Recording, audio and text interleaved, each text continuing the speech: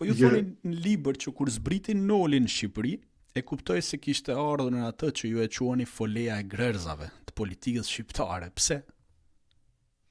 Po, në atë kohë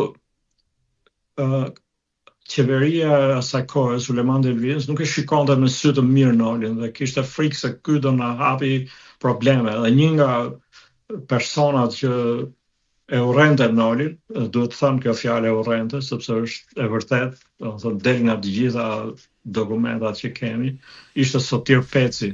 Kush ishte Sotir Peci? Sotir Peci ishte njeriu që themeloi gazetën e parë shqiptare në Boston, Kombin. Që ishte bashkëpunëtori i ngushtë i tij. Dhe që ishte bashkëpunëtori i Nolit, po ata të dy nuk shkonin në Boston. Noli e quante Sotir Pecin dembel që rri kafeneve, ndërsa unë shkoj punoj si qeni, ky rri kafeneve. Dhe nuk më paguan sa ata kishin mosmarrveshje.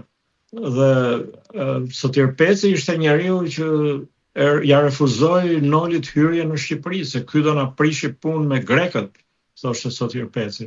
Për arsye se Noli ishte një anti-grek i shpallur, e kishte shpallur dhe thoshte që unë kur të shkoj në Shqipëri do merrem me kishën, pra do ta shkëpus kishën nga ndikimi grek. Sotir Peci thoshte ne kemi probleme me Greqinë, thoshte, nuk është koha tani që ti të kundërshtosh Greqinë kur të vish në Shqipëri. Pra, ideja e Sotir Peci dhe të tjerëve në qeverinë e Sulejman Delvinës ishte se Noli do na prish punë. Prandaj nuk duhet ta lejojmë të hyjë në Shqipëri.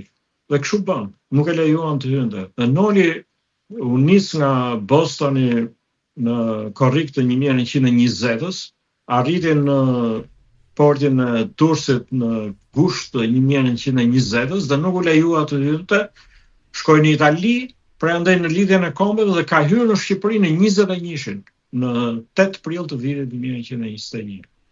Gati një vit më vonë. Ja, dhe ju e thoni edhe një moment që mua më pëlqen me thënë drejtën, se mundohem kur lexoj disa pasazhe interesante, mundohem i mbaj me nënvizime, edhe gjej dhe situatën e tanishme të politikës shqiptare. Ju i karakterizoni politikanët atje në atë kohë, po ju citoj aktor të një teatri me kukulla në skenën e Shqipërisë së varfër. Disa trima, disa idealist, ose herojnë të tjerë egoist, servila, interesagjin, kush më pak e kush më shumë. Kjo ishte shumë e bukur. Po, kjo është një në fakt më shumë ka lidhje me mënyrën se si unë shikoj politikën në librat e mi. Pra, nuk zhytem në atmosferën